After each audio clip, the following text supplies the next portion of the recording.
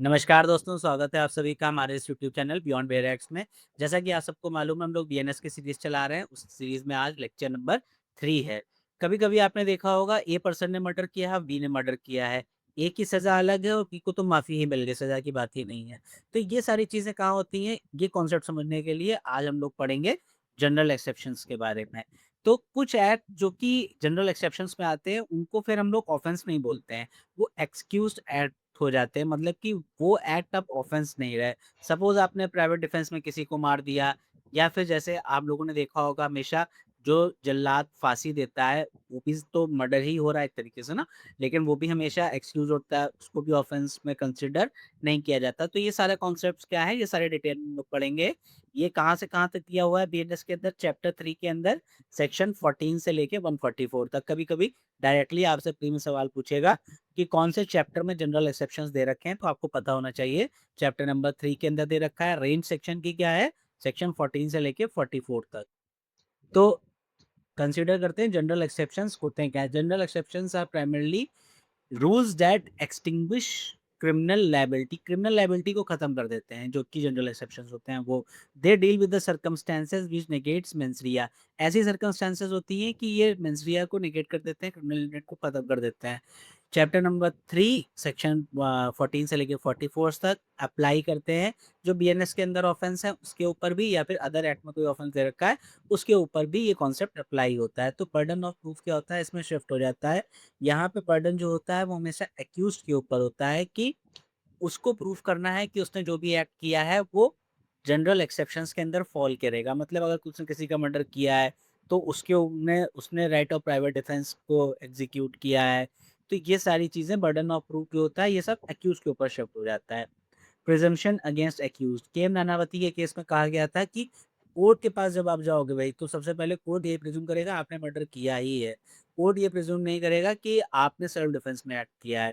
तो ये बर्डन आपके ऊपर होगा। There is a presumption against the accused, accused के अगेंस्ट में ही हमेशा प्रिजम्पशन होगा। Standard of proof, TN Lakshmaiah versus state of Karnataka में कहा गया था कि एक्यूज को केवल प्रीपोंडेरेंस ऑफ प्रोबेबिलिटी शो करनी है कि हाँ, ये कुछ प्रोबेबिलिटीज हैं कि इससे देख के लग रहा है प्राइमा फेसी की जो केस है वो जनरल डिफेंस में फॉल कर रहा है, जनरल एक्सेप्शंस में फॉल कर रहा है। यहाँ पे बियॉन्ड रीजनेबल डाउट जाके उसको ये चीज़ प्रूव करने की ज़रूरत नहीं है। तो कैटेगरीज क्या होती हैं जनरल एक्सेप्शंस की, ये हम लोग देखते हैं। मिस्टेक ऑफ फैक्ट के अंदर हम लोग देखेंगे अभी सेक्शन 14 और 17 आएगा। Bound by law, justified by law का कॉन्सेप्ट यहाँ हम लोग देखेंगे। एक होता है एक्सक्यूजेबल, एक होता है जस्टिफिएबल। एक्सक्यूजेबल में यही सब आता है, बियॉन्ड हमारा justified by law, mistake of law, ये सारे जो कॉन्सेप्ट्स हैं ये हमारे यहाँ तक चलते हैं। मतलब कि सेक्शन 14 से लेके 33 तक। और जस्टिफिएबल में कौन से चलते हैं, जस्टिफिएबल में चलते हैं हमारा कंसेंट वाला पार्ट हो गया कि डॉक्टर पेशेंट वाला सिनेरियो है, तो क्या क्या जस्टिफाइड हो सकता है। उसके अलावा ये चलता है हमारा 33 से लेके 44 तक भी। तो प्राइवेट डिफेंस वाला जो पार्ट होता है वो भी हमारा किस में आता है, जस्टिफाइड बाई लॉ में आता है ये कॉन्सेप्ट। तो प्राइवेट डिफेंस हो गया हमारा 34 से लेके 44 तक, उससे पहले 25 से लेके 33 तक। ये वाले जितने भी पार्ट हैं, जितने भी जस्टिफाइड बाई लॉ होते हैं, मतलब कि जैसे डॉक्टर है उसको कोई पेशेंट मिला, अब उसको कंसेंट नहीं मिल रही है, उसको ऑपरेट करना तुरंत जरूरी है, तो अब ये सब क्या होगा, उसने ऑपरेट किया, डेथ कॉज हो गई, लेकिन डॉक्टर को पनिशमेंट नहीं दिया जाएगा। क्यों? क्योंकि ये जस्टिफाइड बाय लॉ है। भाई आप ये काम कर सकते हो। तो ये वाला जो जितना कॉन्सेप्ट है, तो किस-किस चीज़ में जनरल एक्सेप्शंस हमारे डिवाइड होते हैं, एक्सक्यूजेबल में और जस्टिफिएबल में। मिस्टेक ऑफ फैक्ट जो हम लोगों ने देखा सेक्शन 14 और 17 के अंदर, दोनों में कॉन्सेप्ट है, एक है बाउंड बाय लॉ, एक है justified by law. Section 14 bound by law, section 17 justified by law. इससे रिलेटेड एक मैगज़ीन है, मैगज़ीन क्या कहती है, इग्नोरेंशिया फेसिट एक्सक्यूजेड, इग्नोरेंशिया जूरिस नॉन एक्जिक्यूट। इसका मतलब क्या होता है, ignorance of a fact is excuse. Fact का कुछ इग्नोरेंस है आपको तो चलो एक्सक्यूज कर दिया जाएगा, लेकिन जिस देश में आप रह रहे हो आपको लॉ का जानकारी नहीं है, ये माफी के काबिल नहीं है। तो इग्नोरेंस ऑफ लॉ जो है वो क्या है, एक्सक्यूज नहीं है। एम एच जॉर्ज के केस में भी कहा गया था कि इग्नोरेंस ऑफ लॉ एक्सक्यूज नहीं है। अगर आप इसको इग्नोर करते हैं तो आपको पनिशमेंट मिलेगा ही मिलेगा। तो सेक्शन 14 क्या बात करता है, पर्सन, कोई एक एक्स पर्सन है, वो कोई एक्ट कर रहा है, उसे लग रहा है वो बाउंड बाय लॉ है, वो ही बिलीव्स, और ये उसको किस में लग रहा है, गुड फेथ में लग रहा है कि वो बाउंड बाय लॉ है।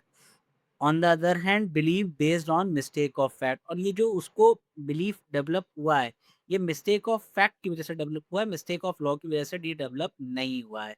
For example, soldiers fire on mob by superior orders, superior officer ने कोई ऑर्डर किया, सोल्जर ने फायर किया, अब फायर उसने कर दिया, लोगों की डेथ कॉज हो गई, तो क्या इसमें उसको सजा मिल जाएगी? नहीं मिलेगी भाई, क्योंकि वो बाउंड बाई लॉ है, उसको लग रहा है कि उसने जो भी किया है वो लॉ के चलते ही किया है, अपने सुपीरियर के ऑर्डर पे ही रिएक्ट किया है। अब जैसे ऑफिसर है कोई, उसने जेड को अरेस्ट किया ये समझते हुए कि वो वाई है, लेकिन ये सब उसने जो किया गुड फेथ में किया, उसकी गलती नहीं थी, गुड फेथ में वो एक्ट कर रहा था, डेट्स वाई यहाँ पे उसको पनिशमेंट नहीं मिलेगा। सेक्शन 17 क्या बात करता है, जस्टिफाइड बाय लॉ। यहाँ पे पर्सन क्या है, ए पर्सन, उसको लग रहा है कि वो जस्टिफाइड बाय लॉ है, गुड फेथ में believe based on mistake of fact, लेकिन ये जस्टिफिकेशन जो भी उसे लग रहा है जस्टिफाइड बाय लॉ है, ये भी मिस्टेक ऑफ फैक्ट की ही वजह से, मिस्टेक ऑफ लॉ की वजह से नहीं है। ये क्या करता है, protect government officials acting for the state, state की तरफ से जो गवर्नमेंट ऑफिशियल्स काम कर रहे होते हैं उनको प्रोटेक्ट करता है। आप एग्जाम्पल देखिए, A see Z commit what appears to be murder, A ने देखा जेड को कि वो उसे लगा कि ये मर्डर कॉज कर रहा है, उसने उसको अरेस्ट किया और अथॉरिटीज के सामने ले आके रख दिया, बट ए ने कोई भी ऑफेंस नहीं किया था, वो प्राइवेट डिफेंस में एक्ट कर रहा था, तो क्या इसके लिए आप ए को पनिश कर देंगे? नहीं करेंगे। ये सब क्या है, वो अपने जस्टिफाइड बाई लॉ के द्वारा काम कर रहा था।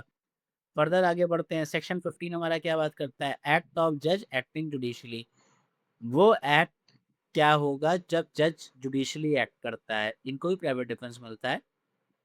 Nothing is an offence, private defence नहीं मतलब जनरल एक्सेप्शंस में आते हैं। Nothing is an offence done by a जज while acting judicially in exercise of any power which is or in good faith believe to be given by law. तो जजेस के द्वारा जब वो जुडिशली एक्ट कर रहे हो, तो कोई भी जो भी अपनी पावर एक्सरसाइज करते हैं गुड फेथ के अंदर, जो उनको लॉ से मिली है, तो उसके अगेंस्ट में कोई भी एक्शन नहीं लिया जाएगा। सेक्शन 16 क्या बात करता है, act done pursuant to the court judgement or order. Act done pursuant to a court order is not an offence, वो ऑफेंस नहीं होता कोर्ट के ऑर्डर में जो भी एक्ट किया जाता है। Even if the court had jurisdiction, भले ही कोर्ट का कोई जुरिडिक्शन भी ना हो यहाँ वहाँ पे, तब भी वो अनलॉफुल नहीं होगा, provided the person acting believed in the good faith. लेकिन कंडीशन क्या है, पर्सन वो जो है वो गुड फेथ में एक्ट कर रहा हो, court that court had jurisdiction, उसे लग रहा हो कि भाई यहाँ कोर्ट का जुरिडिक्शन है, वो गुड फेथ में अच्छे मन से काम कर रहा है, वारंट एग्जीक्यूट कराने गया, कोर्ट का जुरिडिक्शन नहीं है। हम लोग बीएनएसएस में देखेंगे वारंट्स के बारे में, तो वारंट कहीं भी एग्जीक्यूट किया जा सकता है, तो कहीं से अरेस्ट करके ला रहा है, और क्या उसको जेल हो जाएगी? नहीं होगी भाई, क्योंकि वो कोर्ट के ऑर्डर पे काम कर रहा था। Order must be in force at time of act, जब उसने एक्ट किया है तब वो ऑर्डर इन्फोर्स में होना चाहिए। गुड फेथ सबसे जरूरी है, good faith belief courts jurisdiction, courts का जुरिडिक्शन है ये, उसका गुड फेथ होना चाहिए। अब इसी में हम लोग को जल्लाद वाला एग्जांपल लेते हैं, कि जल्लाद जो है वो किसी को फांसी पे चढ़ाता है, तो उसने ही डेथ कॉज करी है, लेकिन किस में, ये उसने कोर्ट के ऑर्डर्स के द्वारा किया है, pursuant to the court judgment, इसलिए उसको यहाँ पे सजा नहीं दिया जाता है। आपसे डायरेक्टली जल्लाद वाला एग्जाम्पल लेके पूछा जाता है कौन से सेक्शन में क्यों है, जनरल एक्सेप्शंस में आता है, ये आपको बताना होगा। सेक्शन 15 आपसे पूछ लेगा सीधे, आपसे पूछ लेगा bound by law, general exception कौन से उसमें फॉल करता है, जस्टिफाइड बाय लॉ 17 में फॉल करता है, ये सारी चीज़ें आपको पता होनी चाहिए। चलिए आगे बढ़ते हैं। Accident in doing a lawful act, lawful act करते हुए अगर एक्सीडेंट हो जाता है तब क्या सिनेरियो है, इसके रिगार्डिंग बात करता है सेक्शन 18। चार चीज़ें हैं देखिए, पहला तो एक्ट क्या होना चाहिए, एक्सीडेंट या कोई मिसफॉर्च्यून हो, क्रिमिनल इंटेंट नहीं होनी चाहिए, नॉलेज नहीं होनी चाहिए, doing a lawful act in a lawful manner, आप लॉफुल एक्ट कर रहे हो, लॉफुल मैनर में कर रहे हो, आपने प्रॉपर केयर और क्वेश्चन किया हो, तो फिर ये सारी चीज़ें मिलके अगर कोई एक्ट हो रहा है और एक्सीडेंट हो जा रहा है तो वो ऑफेंस नहीं होगा।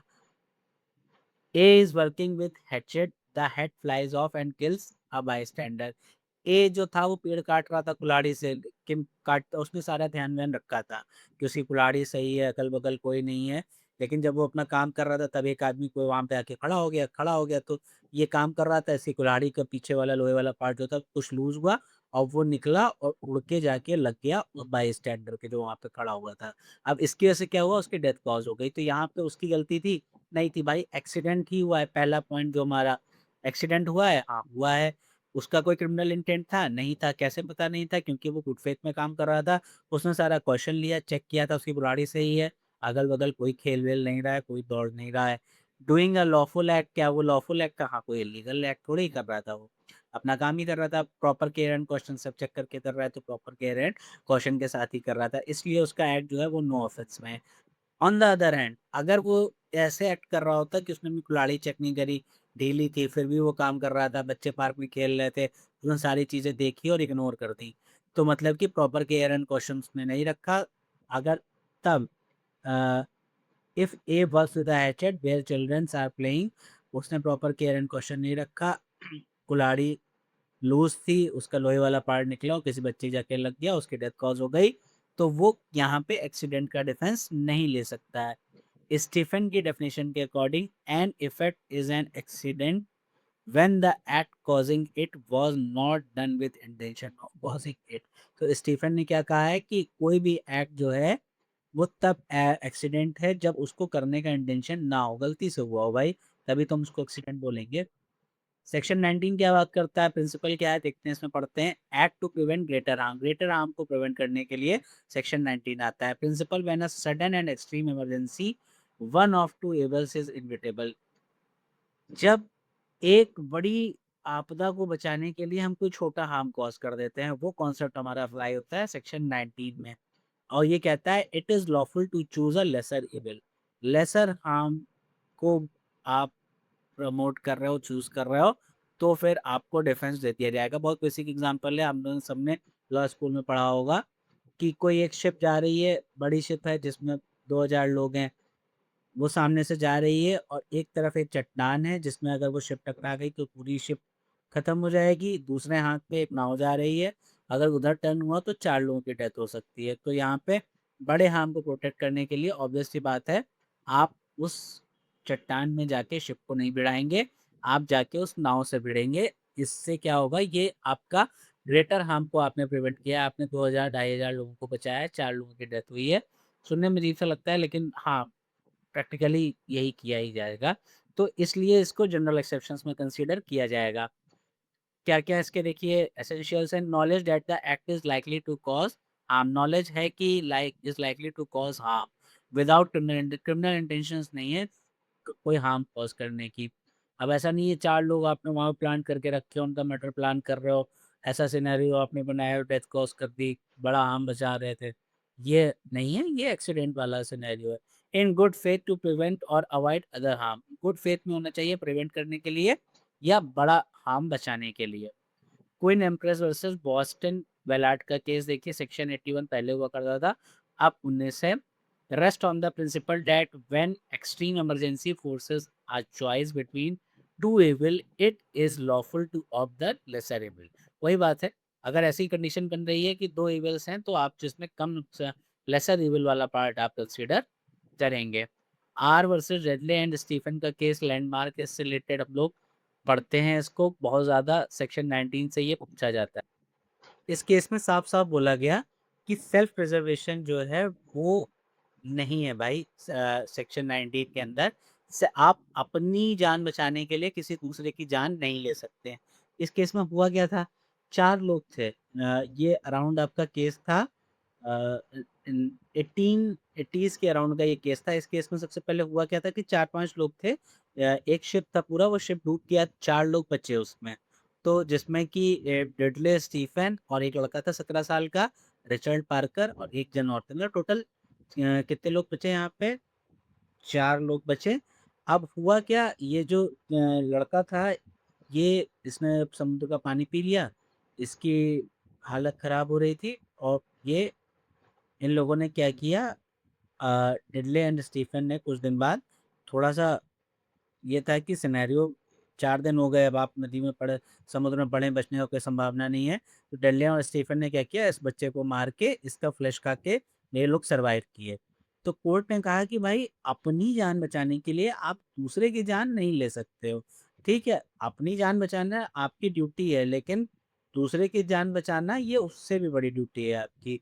तो यहाँ पे जनरल नेसेसिटी नहीं है, पर्टिकुलर नेसेसिटी है।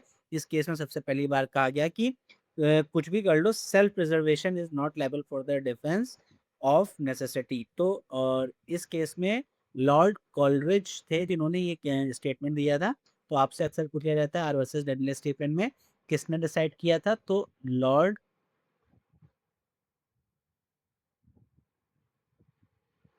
कॉलरिज ने ये डिसाइड किया था, स्टेटमेंट इनका दिया हुआ था। तो अब नेसेसिटी किस टाइप की, मतलब आपने जान बचाने के लिए दूसरे की जान नहीं ले सकते हैं। दूसरा एक जो यहाँ पे बहुत इंपॉर्टेंट मैक्सिम आती है, वो आती है नेसेसिटास नॉन हैबिट लिगम।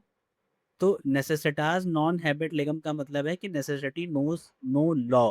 और दूसरे हाथ पे आपको ये याद रखना है कि सेल्फ प्रिजर्वेशन के लिए आप किसी की डेथ कॉज नहीं कर सकते हैं। तो यहाँ पे नेसेसिटी है कौन सी, ये समझना बहुत जरूरी है। लोग यही मिस कर देते हैं।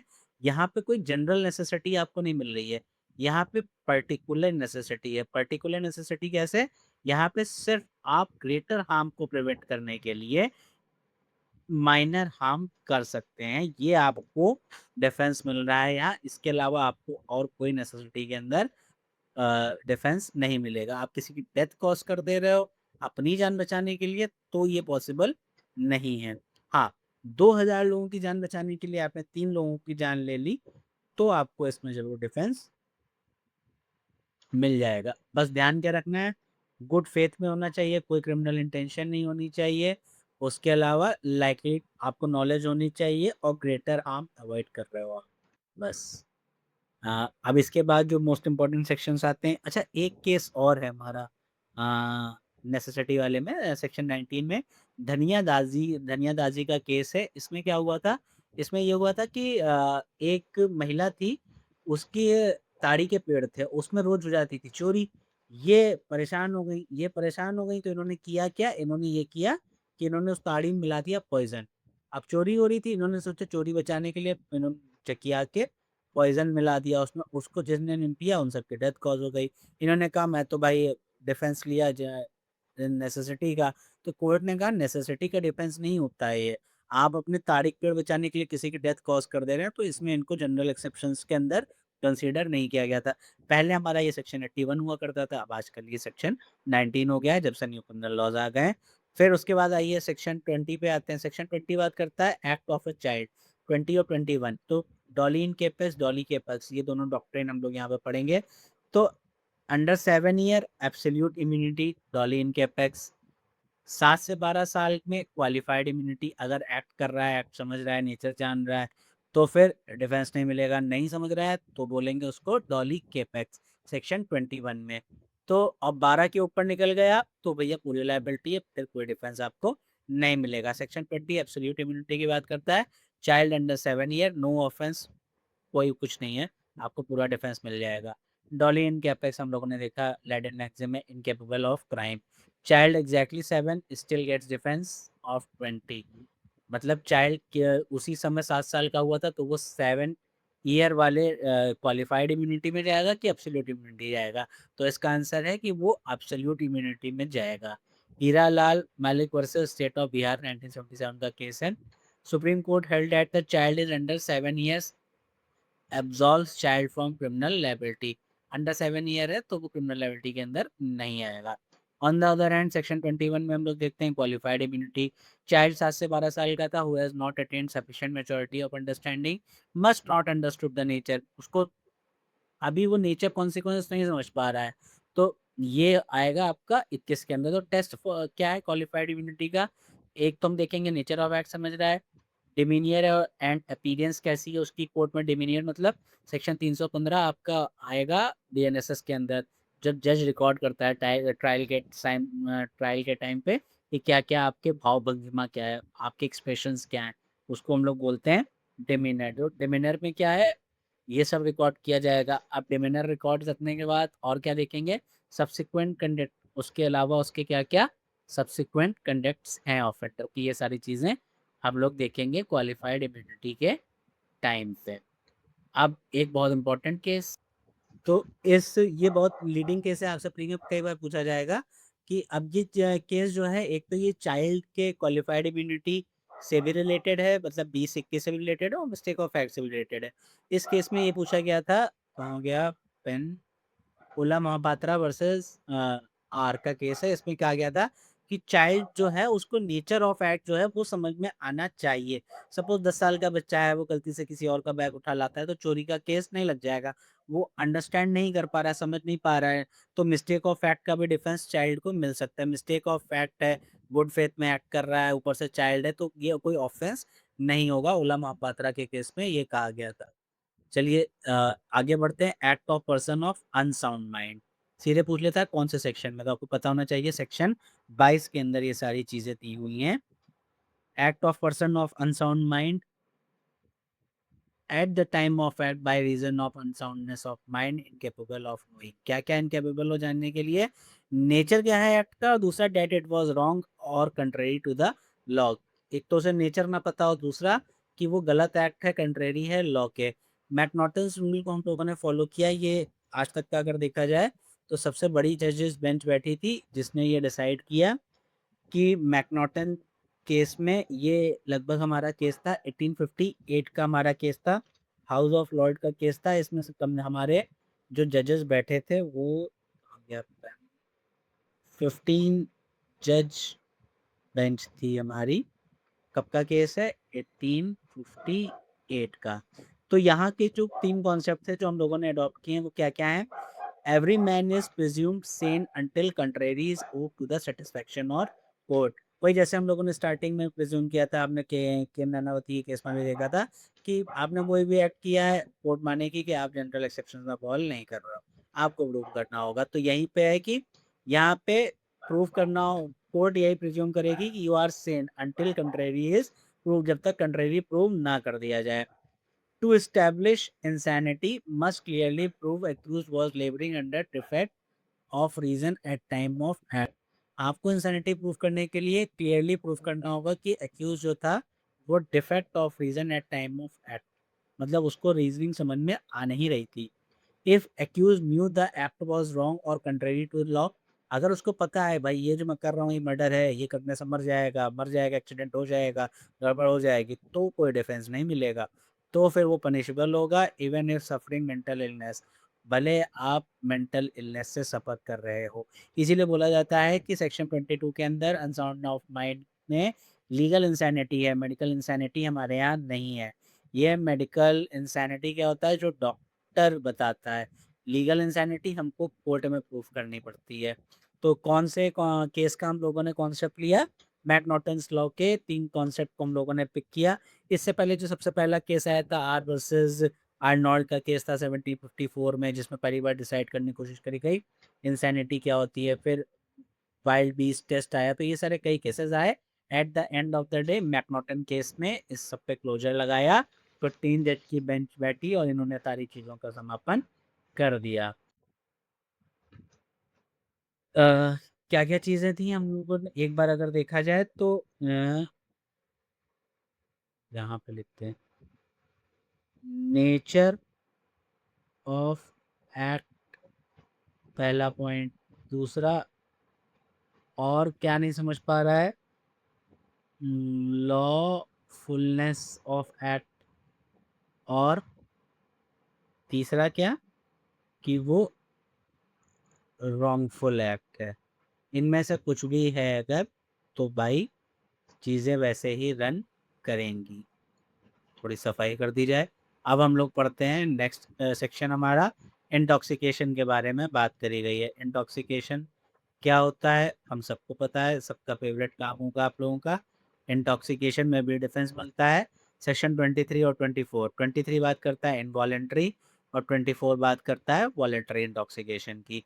तो इनवॉलेंट्री इंटॉक्सिकेशन में कंप्लीट डिफेंस है, मतलब कि intoxication renders person incapable of moving. क्या क्या, आपको किसी ने गलती से आपके ड्रिंक में कुछ मिला दिया, जिसकी वजह से अब क्या हो रहा है कि आप नेचर ऑफ एक्ट नहीं पहचान पा रहे हो, एक्ट रॉन्ग है, कंट्रेरी टू लॉ है, आपको नहीं पता चल रहा है। इंटॉक्सिकेंट मस्ट बी एडमिनिस्ट्रेड, सबसे इंपॉर्टेंट है, विदाउट नॉलेज और अगेंस्ट विल। आपकी नॉलेज के अगेंस्ट होना चाहिए, आपके विल के अगेंस्ट होना चाहिए, तो आपको डिफेंस मिल सकता है सेक्शन 23 का। सेक्शन 24 में बात करते हैं वॉलंटरी इंटॉक्सिकेशन, पार्शियल डिफेंस होता है, इसमें कोई डिफेंस वैसा मिलता नहीं है। If crime requires particular intent और नॉलेज, तो प्रिज्यूम किया जाएगा अगर आपने वॉलंटरी इंटॉक्सिकेशन किया है तो वो नॉलेज आपको पहले से थी, इंटेंशन आपने डेवलप कर रखी थी, आपको यहाँ पे कोई भी डिफेंस नहीं दिया जाएगा। Voluntary intoxication is not a full defence exception if intoxication was involuntary. तो अगर देखा जाए ये एक सेक्शन ना होके 23 का हम कह सकते हैं प्रोविजो सॉर्ट ऑफ ज़्यादा है, कि यहाँ पे बताया गया इनवॉलंटरी इंटॉक्सिकेशन में कुछ भी नहीं हो सकता, डिफेंस मिल जाएगा। यहाँ पे कह रहा है कि भाई अगर आपने वॉलंटरी पी है तो फिर आपको सजा मिल जाएगी। इसमें बहुत ईजी केस है, डीपीपी वर्सेस बियर्ड का 1920 का केस है, हाउस ऑफ लॉर्ड ने डिटरमाइन किया था। इसमें 3 डंकननेस के रूल्स दिए गए थे। तो डीपीपी वर्सेस बियर्ड के केस में एक्चुअली कहा हुआ क्या था? हुआ ये था, ये हम लोग देखते हैं इसका फैक्ट्स क्या थे।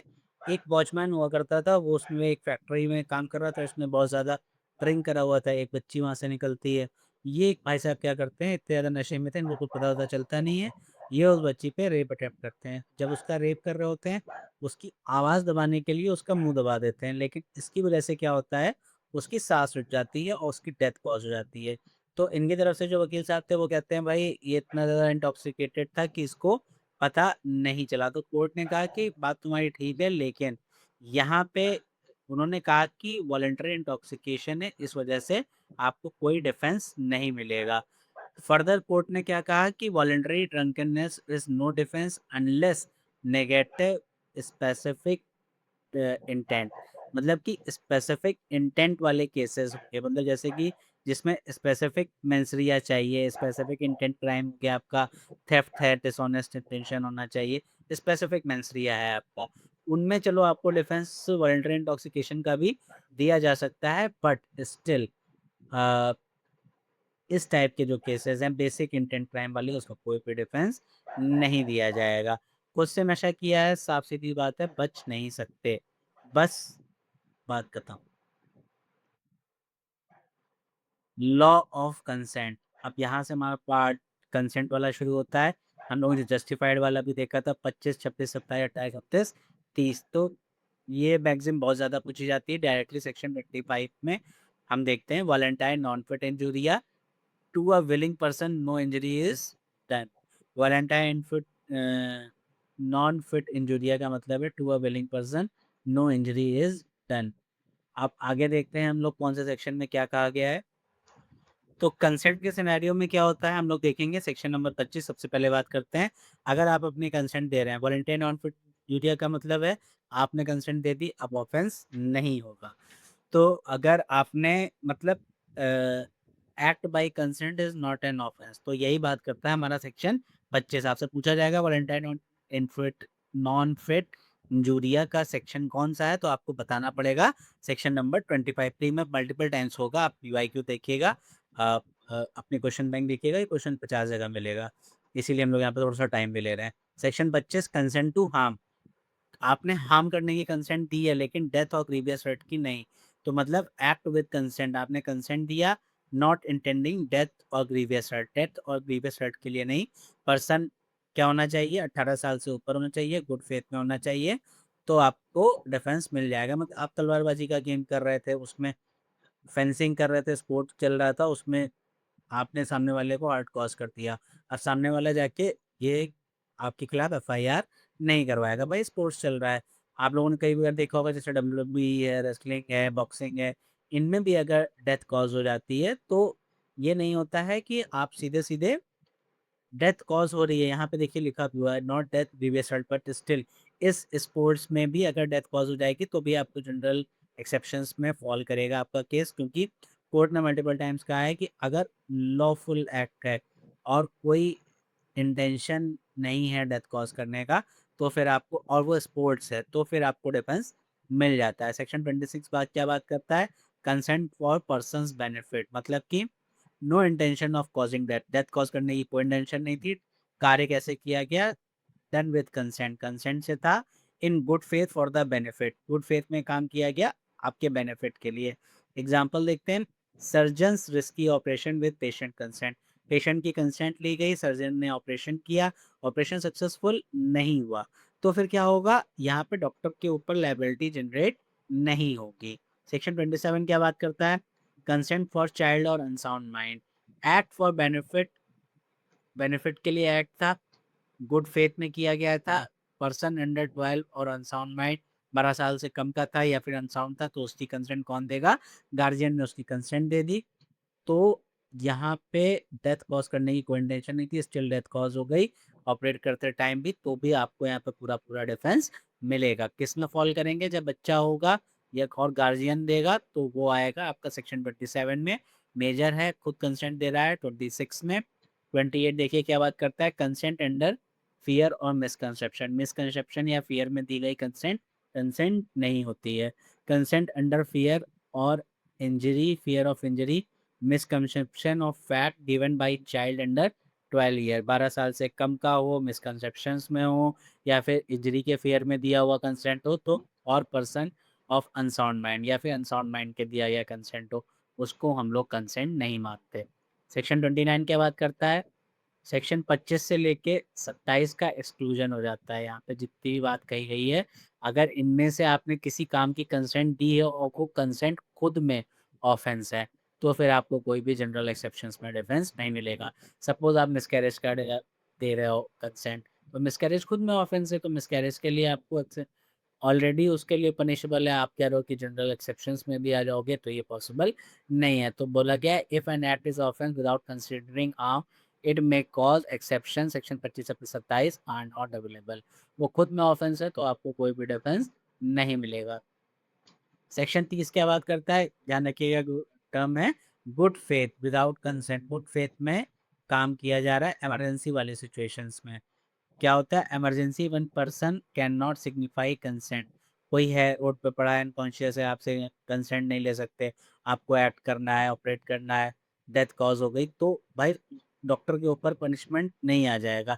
अनकॉन्शियस पेशेंट था, सर्जन को ट्रीट ही करना है, तो फिर आप क्या करेंगे? आप ट्रीट ही करेंगे, बेड तो करेंगे नहीं, तो उसको होश में लाएं, वरना तो वैसे भी मर ही जाएगा अगर आप तुरंत नहीं करेंगे। कम्युनिकेशन के रेस्पेक्ट में हमारा है सेक्शन 31, आपने किसी को गुड फेथ में कुछ बताया, वो सुन के वो मर गया, तो ये आपकी लायबिलिटी नहीं है। No communication made in good faith is an offence by reason of any harm to the person to whom it is made if it is made for the person's benefit, आपने उसके benefit के लिए good faith में उसको कुछ बताया, तो ये उसकी डेथ कॉज हो गई, उसके साथ कुछ गलत हुआ, तो आप जनरल एक्सेप्शन में आ जाओगे। For example, surgeon communicate to the patient that he can not live, patient dies of shock, person ने, सर्जन ने बताया कि भाई आपके पास जैसे आप कुछ ही दिन बचे हैं, अपने परिवार के साथ समय बिता लो, वो ये सुनते ही परिवार के साथ समय बिता लो क्या था, वहीं पे उसका राम नाम सत्य हो गया, तो फिर अब कोई बात नहीं होती, डॉक्टर को इसमें सजा नहीं दी जाएगी। सेक्शन 32 हमारा क्या बात करता है? Act compelled by threat, threat के द्वारा अगर आपसे कोई काम कराया जा रहा है तो वो भी आपके द्वारा किया हुआ काम नहीं है।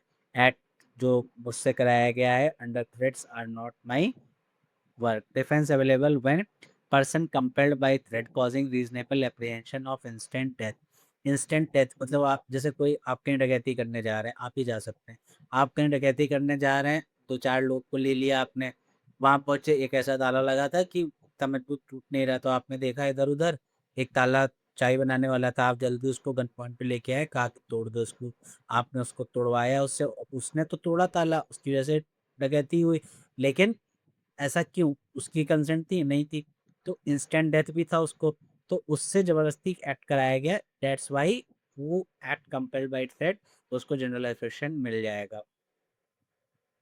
कब अवेलेबल नहीं है? मर्डर और offences against the state punishable bye death, आप किसी का मर्डर कॉज कर दो या फिर ऐसा ऑफेंस करो जिसमें स्टेट के अगेंस्ट में ऑफेंस हो रहा हो, तो फिर ये डिफेंस लायबल नहीं मिलेगा आपको। ये है कि आपका पनिशमेंट कम हो जाएगा, प्रैक्टिकली कई और चीज़ें होती हैं, लेकिन डायरेक्टली यहाँ पे कहा जा रहा है कि आपको यहाँ पे डिफेंस नहीं मिलेगा। आपको बहुत ज़्यादा दिमाग नहीं लगाना है, प्री में पूछा जाएगा एक्ट कंपेल्ड बाय थ्रेट्स का एक्सेप्शन क्या है, तो आपको बताना है मर्डर और offences against the state punishable with death. Proviso क्या कहता है इसका, person should not have voluntarily, उसने इच्छा से उस चीज़ में अपने आप को उस सिचुएशन में ना डाला हो। सपोज़ डकैत ढूँढ रहा हो ताला तोड़ने के लिए, कूद-कूद के आ जाए, भैया आओ लाओ हम मदद करते हैं तुम्हारी। अपने आप उस सिचुएशन में जा रहे हो तो आपको कोई डिफेंस नहीं मिलेगा। सेक्शन 33 बात क्या करता है, एक्ट कॉजिंग स्लाइट हार्म, डिमिनिश नॉन क्यूरेट लाइक्स की मैगज़ीन यहाँ पे हम लोग पढ़ते हैं। Nothing is an offence if the harm is caused to slight, मतलब कि कोई भी ऐसा एक्ट जो है वो बहुत इतना स्लाइट, जैसे आपने किसी के गाल पे ऐसे करके छू दिया। अब आपने किसी के गाल पे छू दिया, वो कहते हैं नहीं मैं सिंपल हर्ट कॉज़ हो गया, एपिडर्मिस तक चोट लग गई, ये हो गया, देखो लाल पड़ गया। अब आप इतने के लिए जाके एफआईआर करा दो।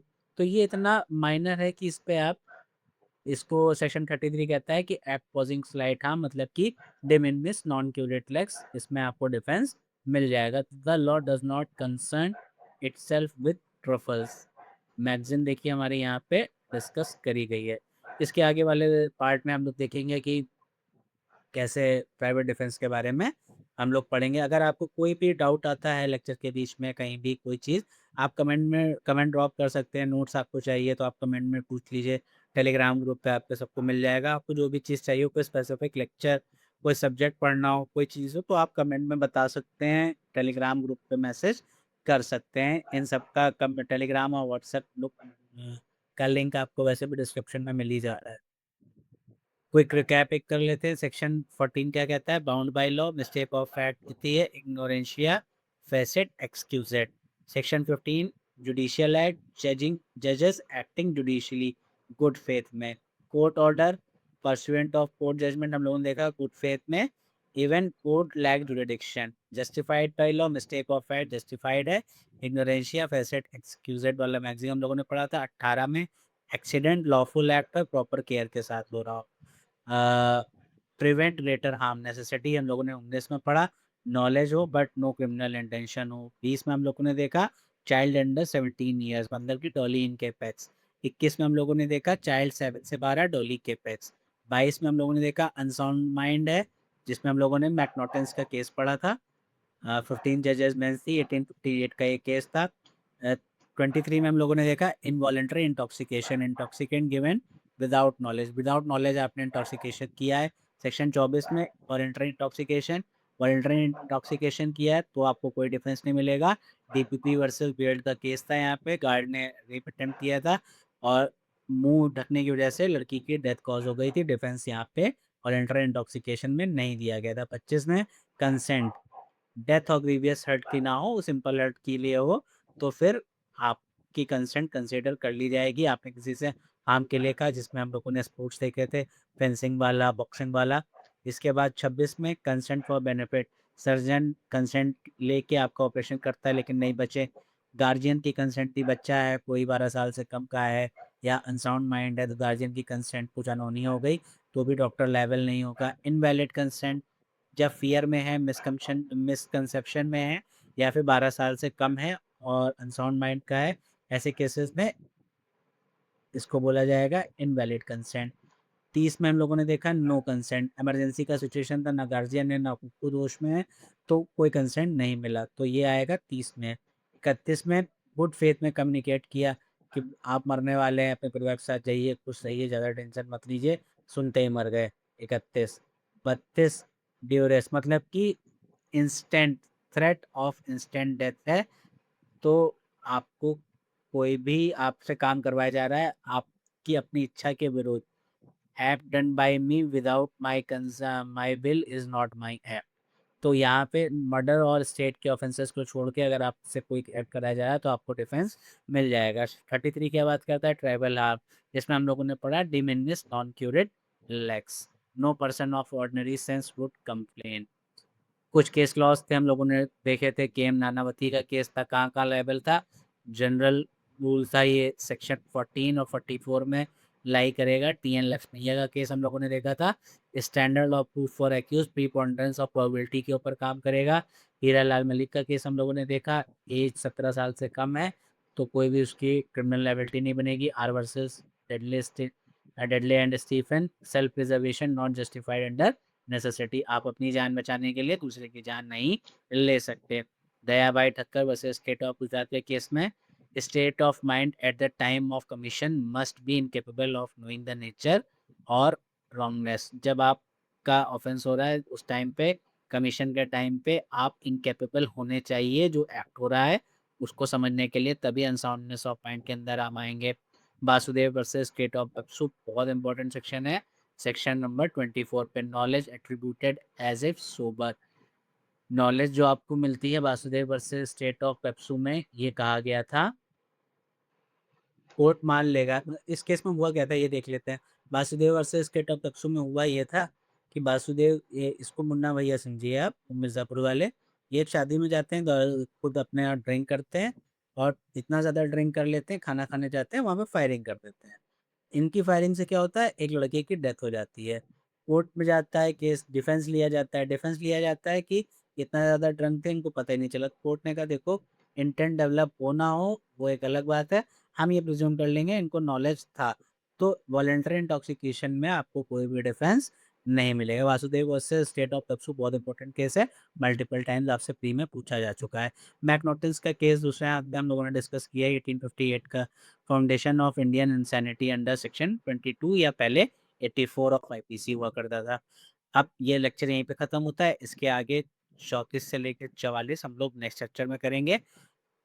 आप लोग कोशिश कीजिए इस सीरीज से कंटिन्यू तरीके से जुड़े रहें और डीएनएस को, हमारी जो फ्री सीरीज चल रही है उससे प्रॉपर अपना लाभ उठाएं। चलिए आगे के लेक्चर्स में मिलते हैं। Thank you.